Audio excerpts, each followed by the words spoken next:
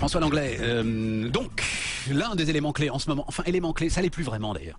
Et en fait, on regarde ça de loin et vous avez décidé de le regarder de près. Et c'est pas mal de regarder de près ce qui se joue autour de la Grèce, parce que maintenant que le risque systémique est passé, on se dit bon ben, après tout la Grèce, quelle importance? Or quand on regarde les chiffres, c'est assez spectaculaire. C'est vertigineux, c'est-à-dire, je me suis amusé, si je puis dire, à additionner l'ensemble des milliards promis depuis 2 ans pour sauver la Grèce. On a le premier plan de sauvetage, 110 milliards, le deuxième, 130 milliards, 15 milliards supplémentaires qui vont être nécessaires et probablement 140 milliards d'annulation de dettes privées pour les créanciers. Au total, on arrive pour sauver ce pays à 400 milliards d'euros qui vont être déboursés. Juste un ordre de grandeur pour mesurer un peu l'ampleur de la chose, le PIB de la Grèce, c'est 200 milliards.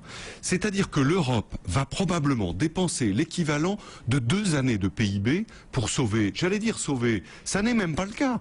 Parce que 2 ans plus tard, la Grèce connaît une récession de 20%. À côté de laquelle la crise des années 30 est une petite plaisanterie, et le chômage est entre 20 et 25%. C'est-à-dire que 2 ans plus tard, on a déversé dans un puits sans fond une masse considérable de milliards, et que pour autant, on n'a pas sauvé le pays. Je comprends même pas comment c'est possible, François. Le seul problème, Stéphane, il est cristallin, c'est l'euro.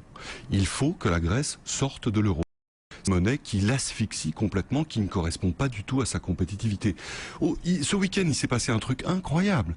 Pour la première fois, les syndicats de patrons et les syndicats de salariés se sont associés pour refuser les nouvelles mesures d'austérité en disant « c'est plus possible, on va s'effondrer ».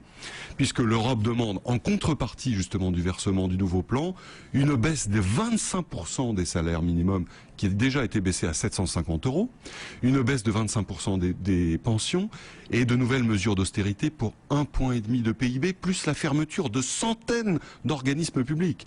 C'est littéralement un pays qui est en train d'exploser sous nos yeux. Donc le consensus national... Tout ça au nom d'un dogme, hein? Tout ça au nom du dogme de l'intangibilité de la zone absolument. euro, irréfragable. Évidemment, on comprend. Parce qu'on a peur, on le dit comme ça, François, on a peur d'organiser la sortie de la Grèce de la zone euro. Mais c'est ce qui va se passer, c'est très probable. Le problème, évidemment, mais il faudra évidemment le traiter aussi, c'est celui du Portugal, peut-être aussi celui de l'Irlande. On approche de l'heure de vérité, où il va falloir dissocier le destin des pays qui n'ont rien à faire dans l'euro et pour lesquels cette monnaie est délétère, et des autres qui vont tâcher de s'arrimer à l'Allemagne.